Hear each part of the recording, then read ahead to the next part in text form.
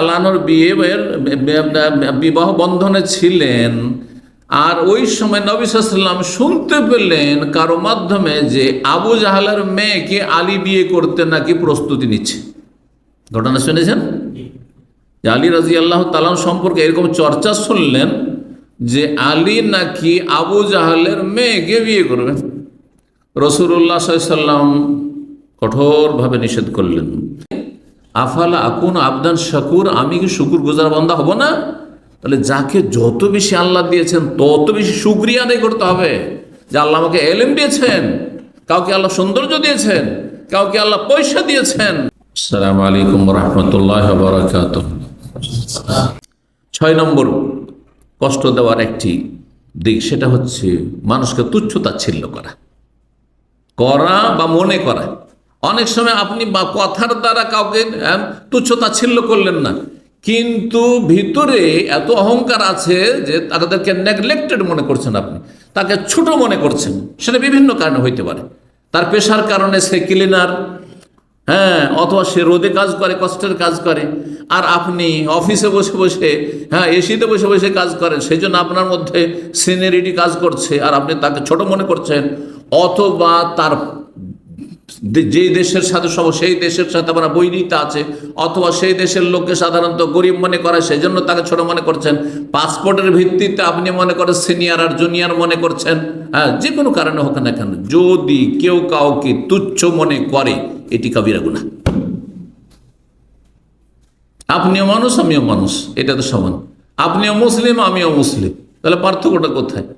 পার্থক্য যদি আমার কাছে অতিরিক্ত এলেম থাকে আল্লাহর দিন সম্পর্কে, সেটা ভিন্ন পার্থক্য। কিন্তু তার মানে এই যে আমার মধ্যে অহংকার থাকতে হবে, বরং আল্লাহর শুকরিয়া আদায় করতে হবে। যাকে যত নিয়ামত আল্লাহ দেয় তত বেশি শুকরিয়া আদায় করা উচিত। রাসূলুল্লাহ সাল্লাল্লাহু আলাইহি ওয়াসাল্লাম তাহাজ্জুদ পড়তে পড়তে পা ফুলে যেত, পা ফেটে যেত, হাদিস আছে না? তখন মা আয়েশা রাদিয়াল্লাহু তাআলা আনহা বললেন, ইয়া রাসূলুল্লাহ, আপনার তো আগের পরের ভুল ভ্রান্তি প্রথম কথা নেই, যদি হয় তো আল্লাহ কি করেছে? অগ্রিম লিয়াগফির লাকা আল্লাহু মা তাকাদ্দামা মিন যামবিকা ওয়া মা তাআখার, সব মাফ, অগ্রিম ঘোষণা আল্লাহ করে দিয়েছেন। তো আপনি কেন তাহাজ্জুদ পড়ছেন এত কষ্ট করে? আর আপনি আপনার শরীরকে, জীবনটাকে এত কষ্ট কেন দিচ্ছেন? কি বলেছিলেন? আল্লাহ যখন এত বড় আমাকে নিয়ামত দিয়েছেন যে আমার ক্ষেত্রে অগ্রিম ঘোষণা, তোমার সব মাফ, তাহলে আমার করণীয় কিছু নেই, দায়িত্ব নেই? আফালা আকুন আবদান শাকুর, আমি কি শুকুর গুজার বান্দা হব না? তাহলে যাকে যত বেশি আল্লাহ দিয়েছেন তত বেশি শুকরিয়া আদায় করতে হবে। যে আল্লাহ আমাকে এলেম দিয়েছেন, কাউকে আল্লাহ সৌন্দর্য দিয়েছেন, কাউকে আল্লাহ পয়সা দিয়েছেন, পয়সার শুকরিয়া আদায় করেন। অন্যকে কম দিয়েছেন, আমাকে দিয়েছেন, অহংকার নয় বরং শুকরিয়া, আরো বেশি শুকরিয়া আদায় করতে হবে। সুস্থতা দিয়েছেন, আলহামদুলিল্লাহ আমি সুস্থ, অন্যরা অসুস্থ, আল্লাহ শুকরিয়া আদায় করবেন। আল্লাহ আমাকে সিনিয়র দেশের নাগরিক বানিয়েছেন, আল্লাহ শুকরিয়া আদায় করেন আপনি।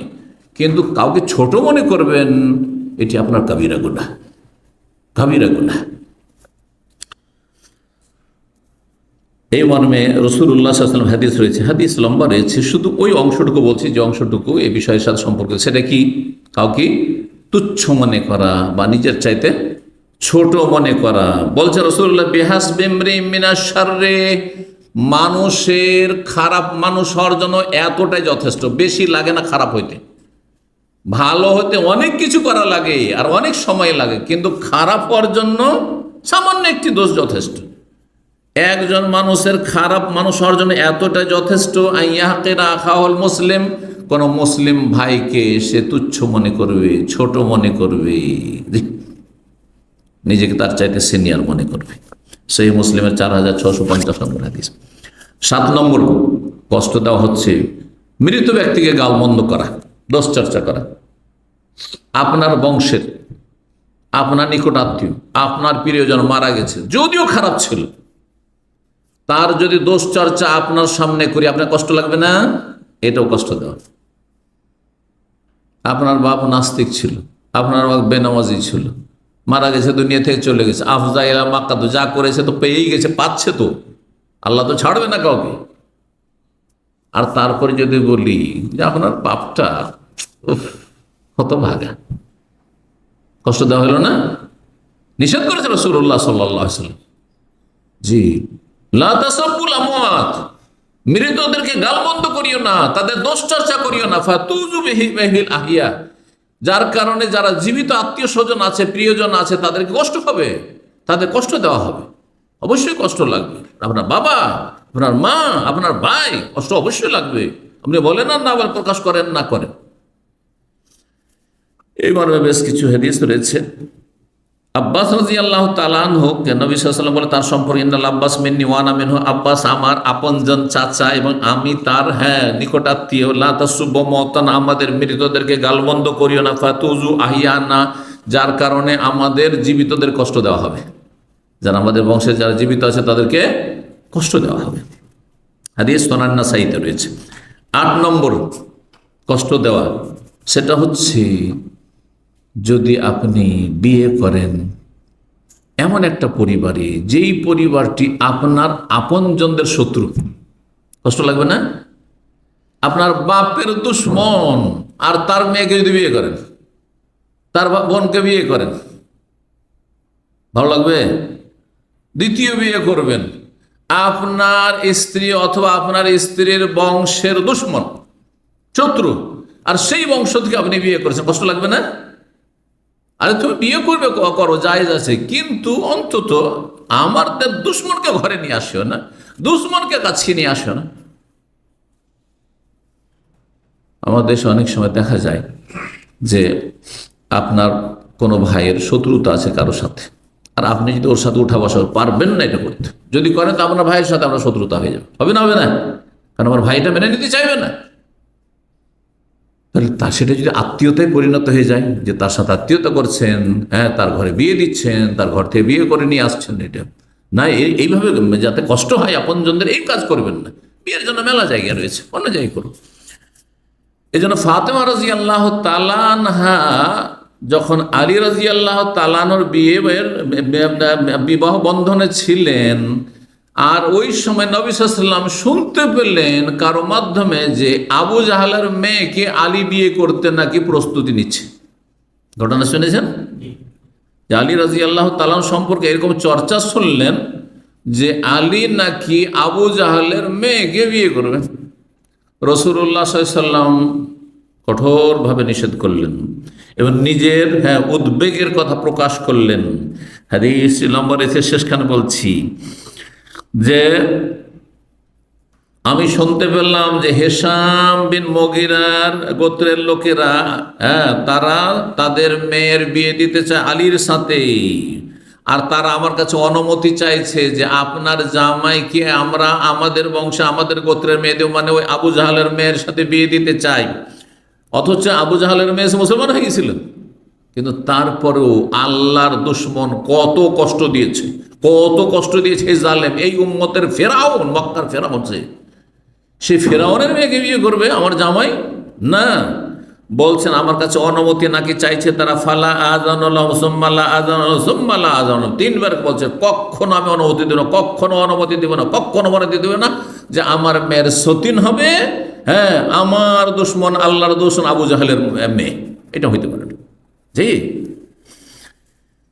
তবে ইল্লা ইউহিব্বা ইবনে আবি তালিব, তবে যদি আলী ইবনে আবি তালিব মনে করে যে আমি বিয়ে করব, তাহলে ইউতাল্লিক ইবনাতি, আমার মেয়েকে তালাক দিয়ে দিই।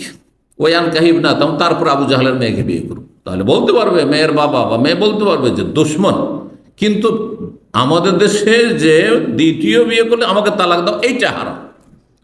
দ্বিতীয় বিয়ে করার অধিকারকেই হরণ করে নিল, একবারে দখল করে বসলো আপনার স্ত্রী, এইটি হারাম কাজ।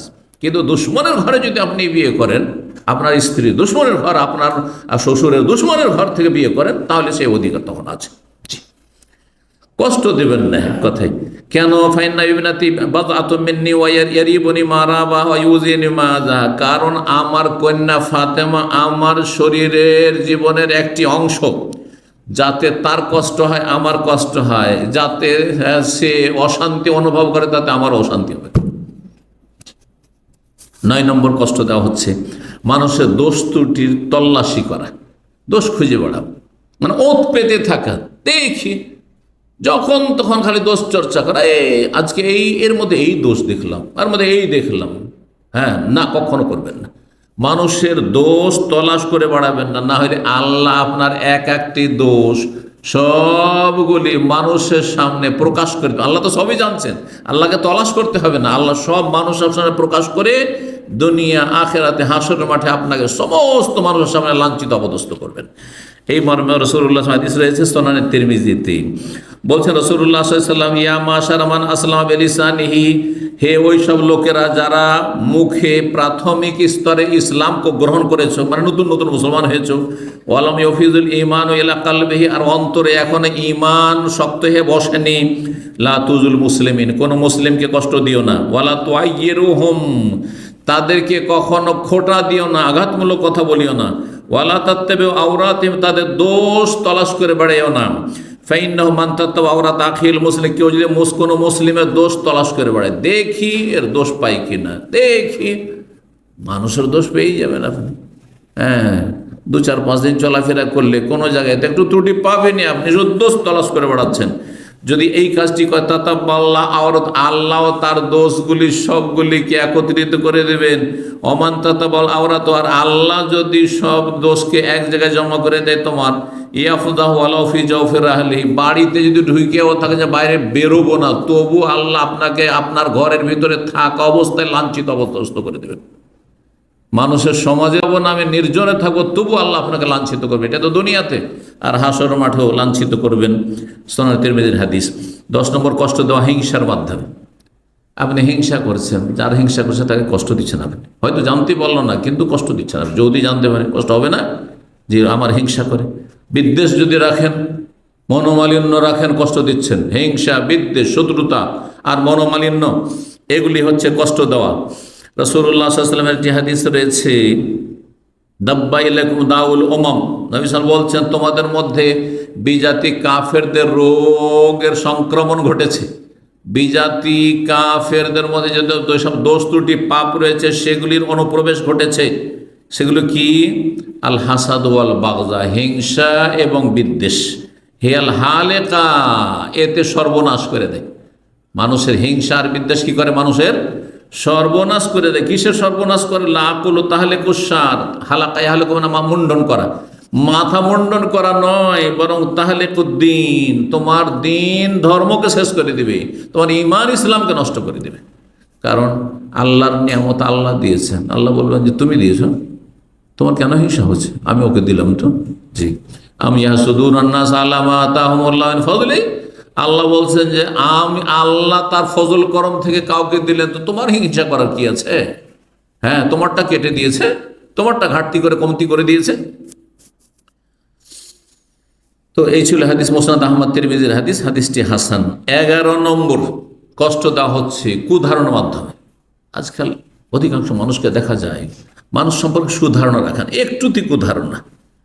সালাম দিলেন আর সেই লোকটি হয়তো ব্যস্ত ছিল, অথবা সে একটা টেনশনে ছিল। অনেক সময় মানুষ মানসিক দিক থেকে ব্যস্ত থাকে, রাস্তায় আপনার দিকে তাকিয়েছে, তারপরেও খেয়ালই করেনি, আপনার সালাম টান দিয়ে চলে গেল। হ্যাঁ, তা আপনি ভাবলেন যে এ আমাকে সালামের জবাব দিল না। জি, এই ধরনের আমাদের মধ্যে সংকীর্ণতা এত বেশি আছে। অনেকদিন আগের কথা বলছি, আমাকে কেউ নাকি সালাম দিয়েছে সেন্টারের বাইরে ওইখানে, তো আমি সোজা টান, আমি এদিক ওদিক তাকাই না, আবার যে নামলাম গাড়ি থেকে সোজা এদিকে তো তাকাইও নি, খেয়ালও করিনি, শুনি, কানেও আওয়াজ আসেনি। আর তারপরে ভদ্রভাবে সালাম দিন, ভাই অফিস খোলা আছে, আসে না সালাম দিন আর বসার কথা বলেন। তো যাই হোক, সালামের আওয়াজও আসেন। পরে একজন এসে বলছে আপনাকে নাকি ওই লোক সালাম দিয়েছে, মানে ও দুটো পয়সা আছে ওর কাছে। হ্যাঁ, তো পয়সা থাকলেও তো আবার বিরূপ মন্তব্য করা সহজ। হ্যাঁ, কারণ অহংকার কাজ করছে। তো বলছে শেখকে সালাম দিয়েছি, তাও সালামের উত্তর দেবে। আস্তাগফিরুল্লাহ, এটা সুজান আপনার কুধারণা, কুধারণা কাবিরা গুনাহ। আল্লাহ সূরা হয়ে যাবে ইন্না বাযা যান্নি ইসমুন, কিছু কিছু ধারণা গুনার কাজ। হ্যাঁ, গুনার কারণ, তার পাপী হওয়ার কারণ। যে তুমি পাপিষ্ঠ, কেন তুমি কুধারণা করবে? সব সময় আপনাকে সুধারণা রাখতে হবে। মেলা অজুহাত হইতে পারে। জি, ওলামারা বলেছেন তোমার ভাইয়ের জন্য 70টা ওজোর খোঁজো, হইতে পারে সে খেয়াল করেনি, হইতে পারে বেচারা ব্যস্ত ছিল, হইতে পারে আর কিছু, মেলা হইতে পারে, মেলা হইতে ভালো মেলা হইতে পারে, আপনি বন্ধটাই কেন যাচ্ছেন? আপনি 12 নম্বর, কষ্ট দেওয়া ধূমপান করার মাধ্যমে, জর্দা খাওয়ার মাধ্যমে। হ্যাঁ, মুখের গন্ধের মাধ্যমে। অনেকে দাঁত পরিষ্কার করে না, অনেকে কি করে না, দাঁত পরিষ্কার করে না, পাশে এসে বলে মুখ থেকে গন্ধ ছড়ায়। হ্যাঁ হ্যাঁ, অথবা আপনার পেঁয়াজ খেয়েছেন, কাঁচা পেঁয়াজ খেয়েছেন, রসুন খেয়ে, কাঁচা পেঁয়াজ রসুন খেয়ে মসজিদে জামাতে আসতে নিষেধ করে রাসূলুল্লাহ সাল্লাল্লাহু আলাইহি ওয়াসাল্লাম। কাঁচা পেঁয়াজ রসুনের চাইতেও নিকৃষ্ট নোংরা গন্ধ হচ্ছে এই বিড়ি সিগারেটের আর এই জর্দার। যারা জর্দা খায় না, তামাক সেবন করে না, তারা বুঝতে পারবে।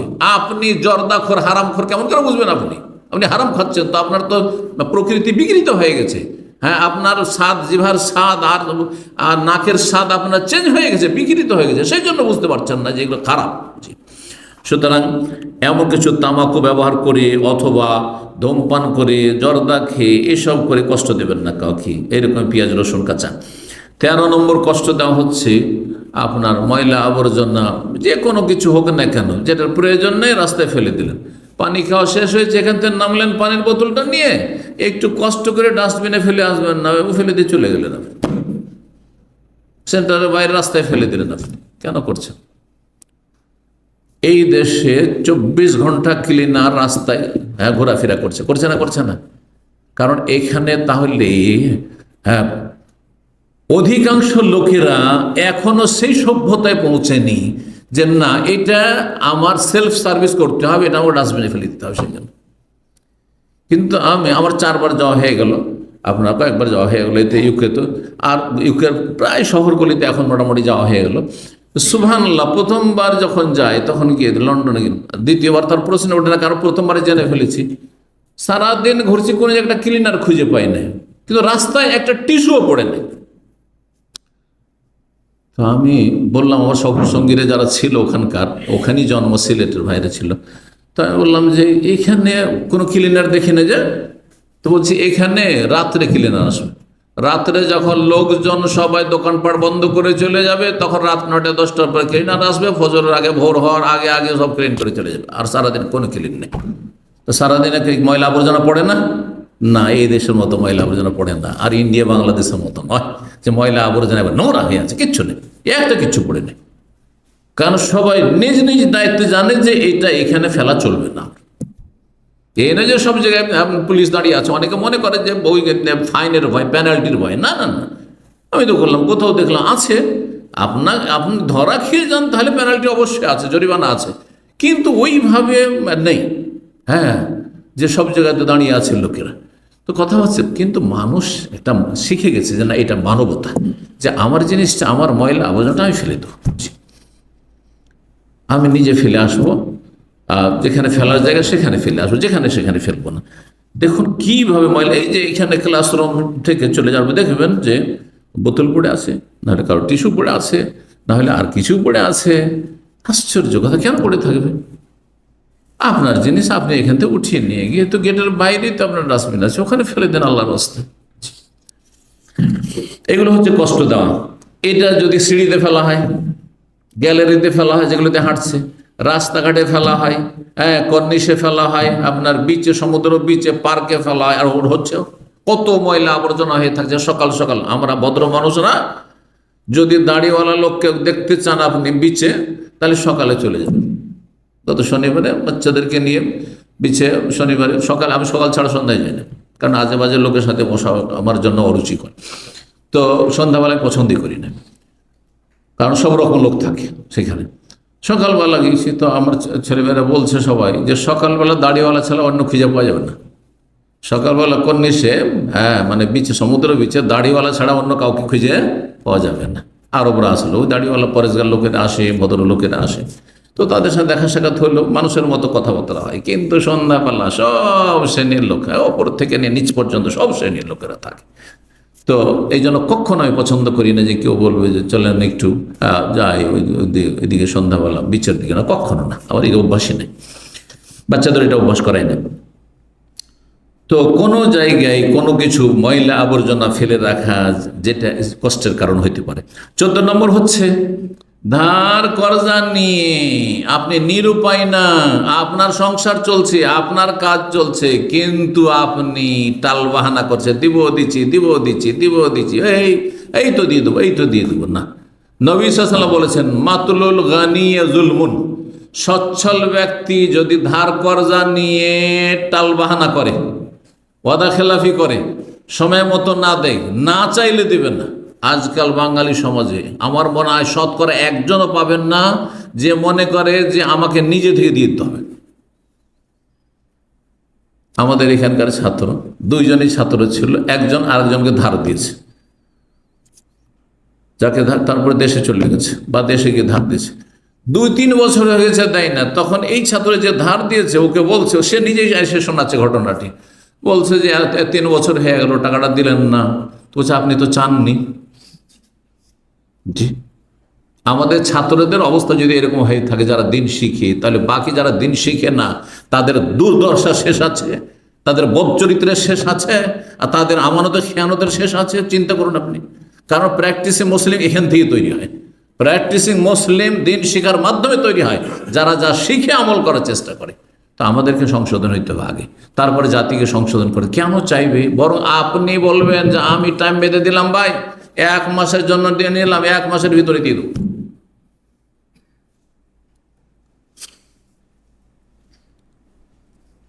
15 নম্বর এটি দিয়ে শেষ করছি, সেটা হচ্ছে যে আমাদের দেশে অনেক জায়গাতে উঁচু বাড়ি আছে কারো, আর কারো বাড়ি হচ্ছে একেবারে নিচু, অথবা আপনার খোলা খোলা বাড়ি আছে। এই উঁচা ছাদের ওপর থেকে অন্যের বাড়ির দিকে তাকাচ্ছে, অন্যের বাড়ির মহিলাদের তাকাচ্ছে, অন্য বাড়ির মেয়েদের তাকাচ্ছে, কোনো ব্যাপার না। এক ছাদ থেকে আর এক ছাদের ওপরে কে আছে, মহিলা পুরুষ কে আছে তাকাচ্ছে। এটা কোনো গুনাহই নয় মনে হচ্ছে, এটা কোনো কষ্ট দেওয়াই নয় মনে হচ্ছে। হ্যাঁ, মেয়েরা মহিলারা গোসল করছে, হয়তো কথা পুকুরে গোসল করছে, নদীতে গোসল করছে, সব তাকাচ্ছে, কোনো ব্যাপার না, কষ্ট দেওয়া এগুলো হারাম এগুলো। জি,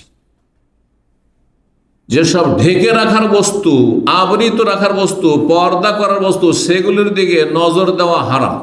কারো বাড়িতে জানলা খোলা আছে, একটু তাকাচ্ছেন আপনি, দরজা খোলা আছে, তাকাচ্ছেন আপনি, আপনার উঁচা 5 তলা বাড়ির ওপর থেকে 1 তলা বাড়িওয়ালা গরিবের বাড়ির দিকে আপনি সব দেখছেন, আপনি হারাম কাজ করছেন, আপনি কষ্ট দিচ্ছেন। এইরকম কষ্ট করলে আমাদের দেশে অহরহ দিয়ে যাচ্ছে। আল্লাহ রাব্বুল আলামিন যেন আমাদেরকে সমস্ত রকম অনিষ্ট হতে বেঁচে থাকার তৌফিক দান করেন, আর সমস্ত রকম কষ্ট থেকে আমাদেরকে আল্লাহ বাঁচিয়ে রাখেন। কাউকে যেন আমাদের দ্বারা কষ্ট না হয়, আল্লাহর এইরকম চরিত্রবান হওয়ার আমাদেরকে তৌফিক দান করেন। 2-1টি উক্তি আপনাদের সামনে শেষখানে বলে শেষ করি। ইমাম রবি ইবনে খুসাইম বলছেন, আন্নাসু রাজুলানে, মানুষ হচ্ছে 2 শ্রেণীর।